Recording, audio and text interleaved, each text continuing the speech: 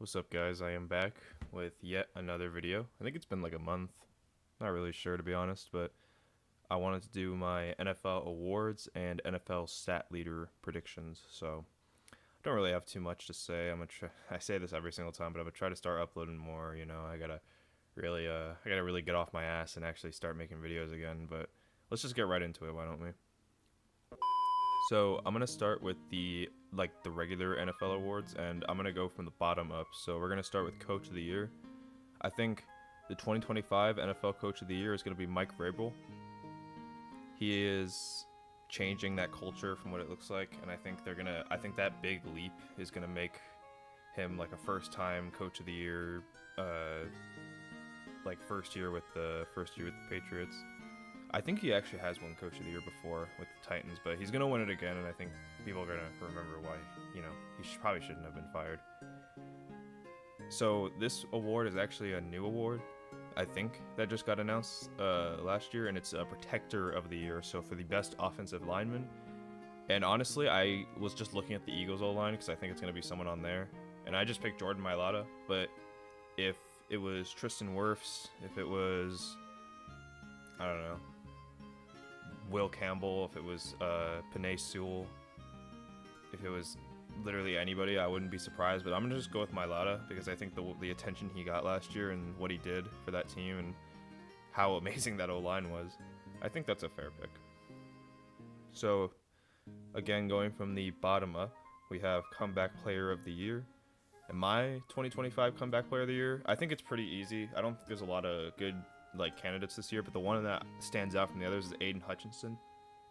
Aiden Hutchinson, I believe he was playing against Dallas, and he destroyed his leg into a million pieces. But what I've seen him, like his rehab, everything he's doing to come back, he'll definitely be back by week 1. I think he's actually might already be good. I don't know if he was doing it at the mini camps or if he was doing OTAs or whatever, but I think he's going to be the Comeback Player of the Year, and I don't think it's going to really be close. He's a dog, and I think he's an amazing player. And I really hope that he continues to be really good, because I think he was a big reason that Lions defense was so good for a while there. And I think him getting injured is, despite all the other injuries, him getting injured was the reason they didn't go to the Super Bowl last year. So, all right. So my Defensive Rookie of the Year, I'm going with Jahad Campbell from Alabama. Got drafted to the Eagles, 31st pick.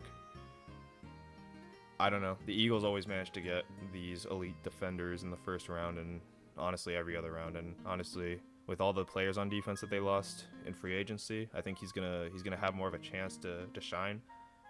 Although I would like to give an honorable mention to Abdul Carter, and another honorable mention to Walter Nolan, and another one to Will Johnson, round 2 pick. I think they're all in contention, but I think I'm gonna go with Jahad Campbell. All right, and my Offensive Rookie of the Year that I'm gonna go with for this season, I think it's gonna be Ashton Jeanty. Usually, for the last few years, I think for the past 3 or so years, it's been a quarterback that's won Offensive Rookie of the Year, but I don't think it's gonna be this year. And the reason I don't think so is just because the quarterback talent itself isn't very good, and the one guy who was picked that high, Cam Ward, he's going to a pretty bad Titans team, and I do like him. I think he'll develop into a great player. I don't think he's gonna make that first year splash that Jaden Daniels did, that CJ Stroud did 2 years ago in it. So I think Ashton Jeanty's a safe pick. I think if I could give a few honorable mentions, I'm actually struggling to think of them. I'm tripping. Man, I don't know. Yeah, no, never mind. Okay, Ashton Jeanty. Can't really think of anyone else off the top of my head. Oh, Tyler Warren. That was the one I was thinking of. All right. Anyways, my Defensive Player of the Year award.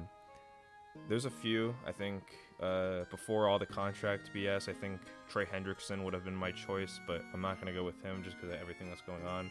TJ Watt's always a safe choice. Myles Garrett's always a safe choice.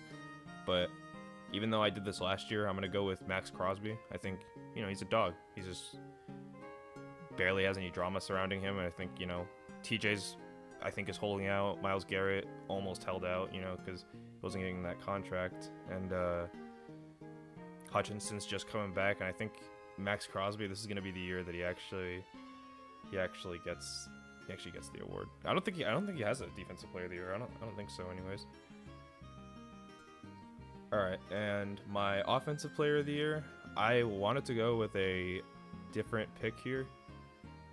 Most people would probably say Jamar Chase, Justin Jefferson, Saquon Barkley, Derrick Henry, but I'm actually gonna go with Amon-Ra St. Brown off the Lions, and a lot of people probably wouldn't think that he is offensive player of the year material, but I love his work ethic. He really has that mentality of like a guy who, no matter what injuries, no matter what like record, no matter what like is going on with his team, he just seems to be getting better and better every single year. And I feel like this year he's gonna break around that like 1,700, 1,800 yard range.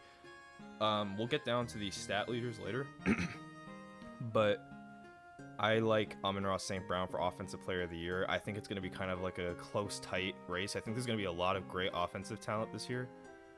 So, but I've always liked Amon-Ra. I always, you know, that's part of the reason I like that Lions team. He really brings that mentality to the Lions team. So my final award prediction is the MVP, and again, I am definitely a person who likes different picks. I don't like to just say, you know, the Josh Allens, the Lamars, even though they are in high contention. Obviously, I mean, Josh Allen could win it, Lamar could win it, Joe Burrow could win it, Mahomes, all those elite guys. But me, personally, I think it's going to be Baker Mayfield. I think he is going to be the MVP next year. I think that Buccaneers team literally just got better in every single way. I don't believe that they lost anything.